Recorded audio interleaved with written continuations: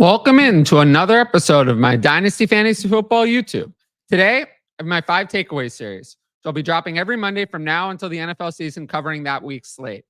As always, make sure to like, comment, and subscribe. Let's go. So first takeaway, and this is the one I think everyone's talking about, is the Tank Bigsby breakout and Travis Etienne kind of getting benched. The Jaguars relieved Etienne of his starting job in this game. He had just 6 carries for 17 yards and 6 catches for 43 yards, where Tank Bigsby had 13 carries, 101 yards, and 2 touchdowns, and a catch for 28 yards. Bigsby outsnapped Etienne 23-22, while Dearness Johnson played 13 snaps.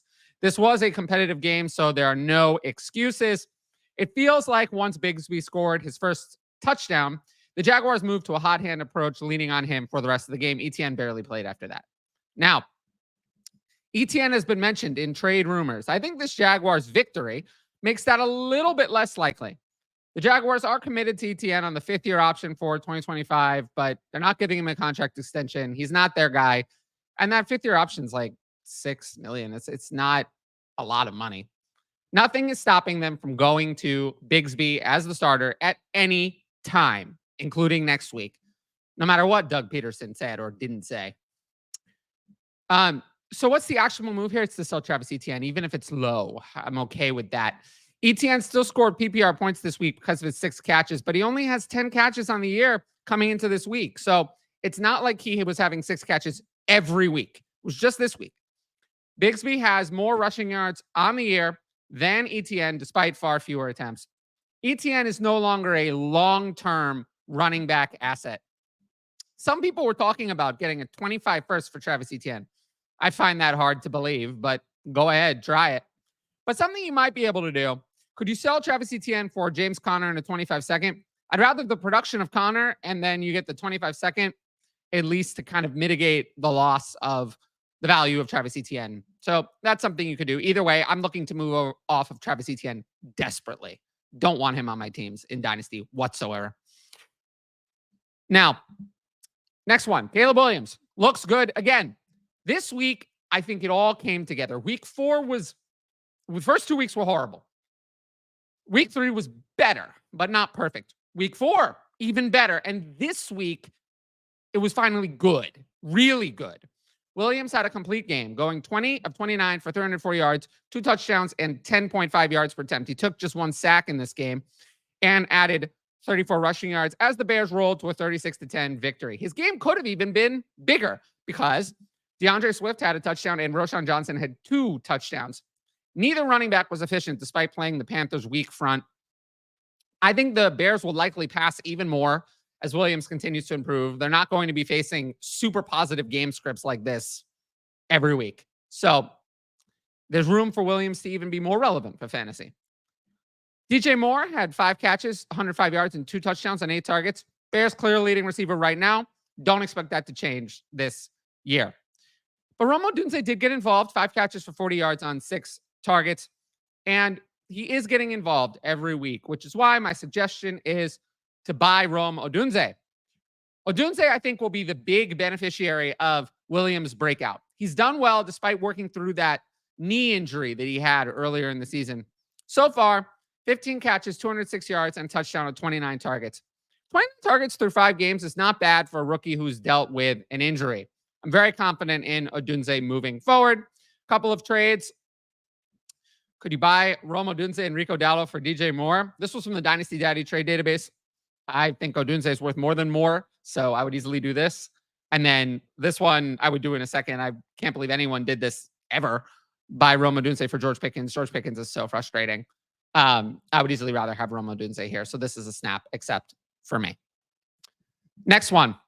Tank Dell struggles and the Nico Collins hamstring injury. So there weren't any major injuries this week. So that's why there's no, NFL news injury takeaways on this video. But this was a minor injury. Collins exited week 5 early with a hamstring injury. Seems like Collins is day-to-day. I think Collins is either going to miss 0 games or 1. It's not going to be a long-term absence. He seems to think he's going to play next week. As of now, I'd agree with that. With that said, on the 9 snaps that Collins played, he had 2 catches, 78 yards, and a long touchdown. I believe the long touchdowns where the hamstring injury occurred.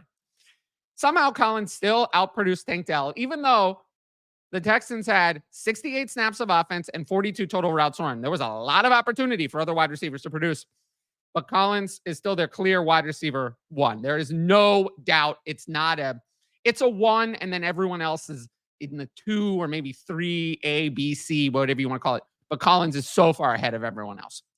As for the rest of the team, Stephon Diggs, not Tank Dell, was the one who stepped up with Collins out. 6 catches, 82 yards on 8 targets. He was the lead receiver once Collins exited the game. Once again, Tank Dell did nothing. 4 catches for 38 yards. And I feel like this is not the first game where he had a carry that went for negative yards. This was another bad game. Dell has not had a good game this year. There were other problems in this game that go beyond the stats. Played fewer snaps than Xavier Hutchinson, had fewer targets than Dare Ogunbowale and Dalton Schultz in this game. So it wasn't good. It wasn't good. Dell didn't earn a lot of targets. And in the 4 games Dell has played, he has 13 catches, 137 yards, 21 targets. I mean, 137 yards in 4 games, that's awful. I mean, that's not even 35 yards a game. So we're in really, really rough shape. Dell is way behind Stephon Diggs in the pecking order. And even in this game with Collins out, Dell didn't go off.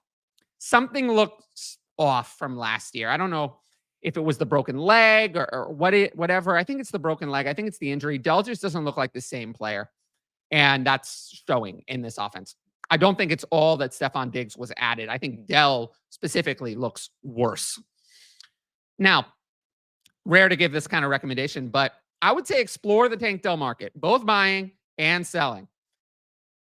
Dell is a strange player, to give this kind of recommendation. But if you can sell high on the idea that Collins is out and Dell will step up, I'd be happy to do that because I don't think Dell is going to step up like those people want. However, if you can buy low, since Dell hasn't done anything, I'd be happy to do that because I don't think he's a bad player. And I do think it's going to turn around eventually, even if not imminently. So if you could buy Tank Dell for 25 and 26 seconds, I would still do that in your regular Superflex league. I think we've seen enough of the talent of Dell to say this is a good price for him. There's no risk really paying this. But you're not going to get a 25 first for Dell. Even if you can get a 26 first for Dell, I think I'd rather just have any first over Dell at this point. I don't think Dell is ever going to get back to the super high-end value. So if you're getting any first in any year for Dell, I think I would just take it and move on. People often devalue 2026 firsts. That might be a way to get off of Tank Dell right now. Now, you like my YouTube content, you should sign up for the Patreon. You get my rankings, access to the Discord, and the ability to ask in advance questions for the YouTube videos. Tiers begin at just $6 a month and include all of that. If you want to know more about the Patreon, I have 2 why you should join the Patreon videos on the channel. They're on the homepage under Patreon promos. And I really appreciate everyone who signed up and any new patrons who join. You can click that link in the top right corner, patreon.com/fantasyadvice to sign up. And I'll say this again, I say this on every video, but the YouTube videos will remain free. That will not change. I will continue to do these YouTube videos. Any questions, anything interactive, anything asking me, should I do this? Should I do that? That will be for paying customers only. Paying customers only. That will take place through the Patreon. It will not take place on Twitter. It will not take place in the YouTube comments. Any questions about your fantasy teams will be for paying customers only. This is a permanent change. It's not going to change. So I have to protect the paid product. People, rightfully so, will leave the Patreon if I give that advice away for free. That will not change. It's never going to change. That's the approach going forward. So if you're interested in interacting with me, that will be for paying customers only on the Patreon or the Buy Me a Coffee page if you want to do a one-time question instead of a recurring payment. With that said, let's get into our next player. Let's pull that up. So Brandon Aiyuk finally looked normal. This week, I think we saw the reality, which is that Brandon Aiyuk is a much better player than Juwan Jennings and a more complete wide receiver than Deebo Samuel. Aiyuk led the 49ers receiving weapons in snaps and routes run. Jennings really only played in 11 personnel. Aiyuk played as the clear wide receiver 1 in all personnel groupings. Aiyuk had 8 catches, 147 yards on 12 targets. He didn't score, but that's okay. What was more interesting is that I felt like Aiyuk finally shook off the rust. I'm not saying he's going to have 147 yards or 12 targets especially every week. But I think we've returned now. Aiyuk is a must play in your lineups. I'm not saying even he's a wide receiver 1 every week, but he's a must play. He's top 15, 15 to 18 wide receiver every single week. You must play him. George Kittle had 8 catches for 64 yards and touchdown on 12 targets. Deebo Samuel really vanished. 1 catch, 11 yards on 3 targets and 3 carries for 9 yards. And Juwan Jennings, a catch for 13 yards on 4 targets. When everyone's healthy, you probably can't play Juwan Jennings anymore. I think he had his time. Now, what do you do about the Aiyuk return? My actionable move is actually about George Kittle. So here's what I believe. I believe Aiyuk is back, and Jennings is back to being a role player. Those things are true.